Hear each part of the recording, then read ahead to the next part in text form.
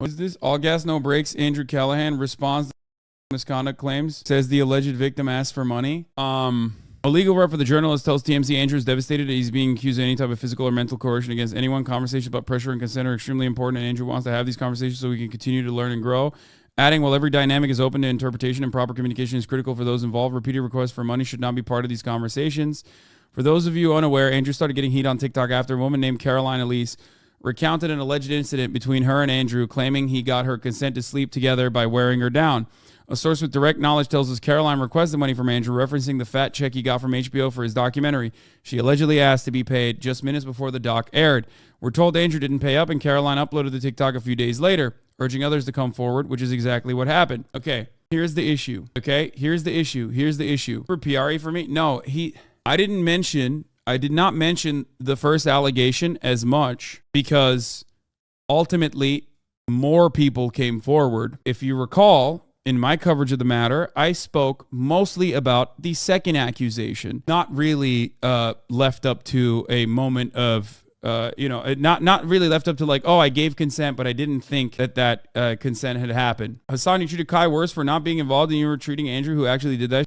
I was very, very open with my commentary on this issue. You are out of your mind. Perhaps you did not pay attention, or perhaps you just want to flip something out here. It's not up to interpretation. Andrew's trying to pin the PR on the first accuser. Yeah, that's the reality. The reality is that more people came out, okay? More people came out, and the second accusation was like very clear cut. I do believe that Andrew has evidence for this, what he's stating here. I don't know if you saw since I missed your coverage, but Ethan spoke to Andrew, and he's in a psych ward. I guess Andrew said it happened. I, at the very least, got, great, there's extortion. No.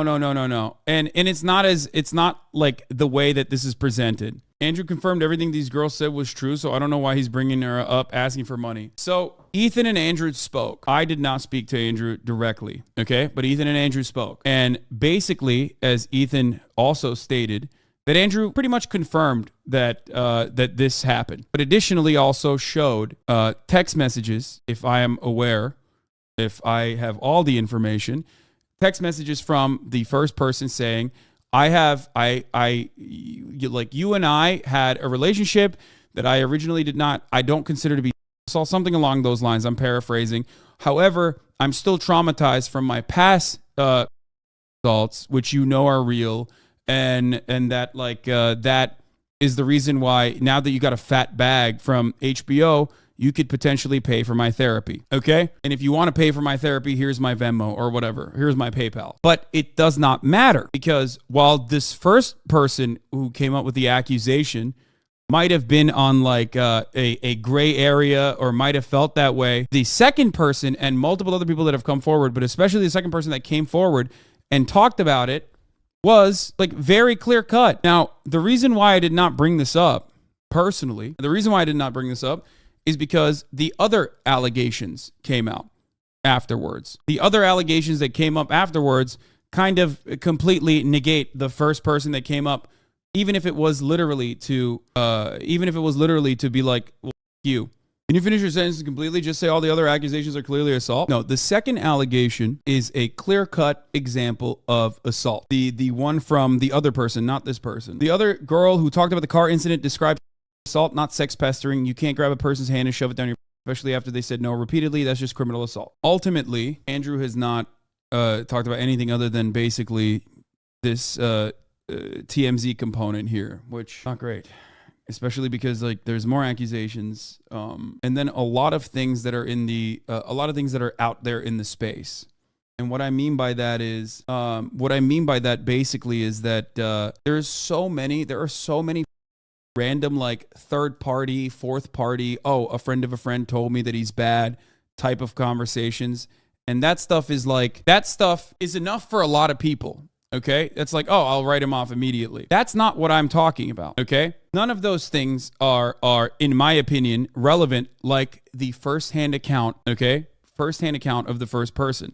Which is why when I saw, not the first person, sorry, the second person, which is why when I saw the first-hand account of the first person, when they compiled a list of like other people being like, he's creepy, he's gross, he's had with like people who live with their parents, which implies that they are definitely underage. Like that sort of shit is completely irrelevant and it literally sidesteps away from the main point of contention, okay? Not only that, but in my opinion, it literally, unless someone is like hypersensitive to these sorts of things, which we know in a patriarchal society, people are not, right? People don't immediately run to believe victims, no matter how much right-wing people claim that, everyone's believing women unconditionally. Let's be real. That doesn't happen, okay? That doesn't happen, which is part of the reason why when you put like a friend of a friend knows the camera guy for Channel 5, and he said he with young people that live with their parents, which means they're definitely underage, like that sort of muddies the water, and I think is gross and irresponsible, okay? So Andrew is now trying to backtrack what he said to Ethan and said she just wanted money. No, I think that he basically is, this is more so like a substantiation of the things that happened, okay? No mention of the second person that came out with a direct firsthand account, which I think is like the most valid and most important one to address. And instead saying the first person was like basically on a fishing expedition because they had like a scenario where they revoked consent and said that Andrew was pestering them, and then asked Andrew for money. Account appears to have inspired at least one other to come forward with their own stories about him. Yeah. And the problem in a situation like this, which I personally consider to be a very delicate matter, a very serious matter, is that when the first accusation can be like undermined, especially if they have personally asked for money or therapy or the like, no matter what, and mentioned that like Andrew made a lot of money off of their fat HBO documentary or whatever, then all of a sudden, no one is gonna think about any of the other instances, and potentially no one is going to look at like the second person who has a direct account, okay? It didn't undermine it though. Yeah, it didn't undermine it in your eyes, but in the eyes of like the overarching people who are rushing and excited at the prospect of, once again, saying, oh, this person is like probably lying or whatever, they're not going to think about it twice. Of course it's going to undermine. You're so crazy, man. I'm sorry. People literally undermine victims, like straight up, that go out and get tests done. What are you talking about? They don't even need someone to behave in a manner that like comes across suspicious or anything like that. You can be quote unquote the perfect victim when the expectations are so high, right? Incredibly high, unnecessarily high bar to clear for making an accusation. Even when you clear it, people go, oh yeah, dude, you're a liar. Like, I don't care. If the random grapevine rumors are true, maybe we'll hear more. Not necessarily, because now you will see a wave of people. You will see a wave of people to go, oh, there it is. This person asked for money. They are literally, all of the accusations are fake. Especially because the first person that came out with their story, no matter what the truth is on their story, and I do believe their story. I do believe that like they originally did not want to offer consent potentially, and they were both drunk, and that Andrew pestered her, and then she ultimately said yes. Okay, I do believe that story.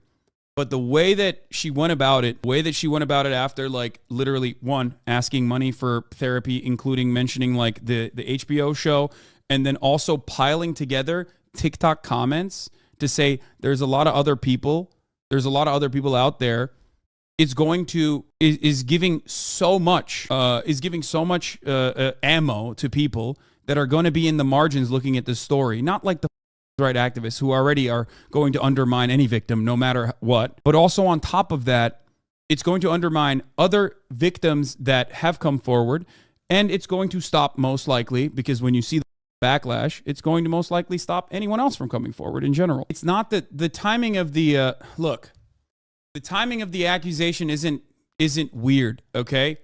One can feel like we saw with the Andrew Tate conversation when we were talking about Andrew Tate. One can feel more upset because they see the person that has harmed them gaining prominence and feel like they want to signal to everyone else like they need to stop doing this. Okay? That's one thing. All right? That's an understandable thing. But when you're also asking potentially for money, for therapy, or for money in general, that becomes an entirely different that becomes an entirely different subject matter other than just signaling to other people and trying to, trying to get the truth out and trying to, stop this person from engaging in these sorts of actions over and over again. That's it. I agree, but also because of proximity to Andrew, your criticism is not the most appropriate at the moment. Yeah, well, my proximity to Andrew is completely unimportant considering that I have already covered this and I already talked about what I think is like completely inappropriate. Okay, Andrew's actions are inappropriate. There is no bias in this matter. I think Andrew's actions are inappropriate, and I said that very, very clearly. Like, what would have happened if he was like, sure, I'll give you money? I also despise when people ask me what my like personal feelings on the matter are when, one, I've already talked about my personal feelings on the matter, and two, my personal feelings, as you can see from this quote from the time I originally covered it, are unrelated to the matter at hand. What matters is reframing the conversation around victims, getting some form of restitution, and what matters is, having someone who is responsible for these sorts of actions to recognize what they've done and never do it again, okay? And engage in restitution.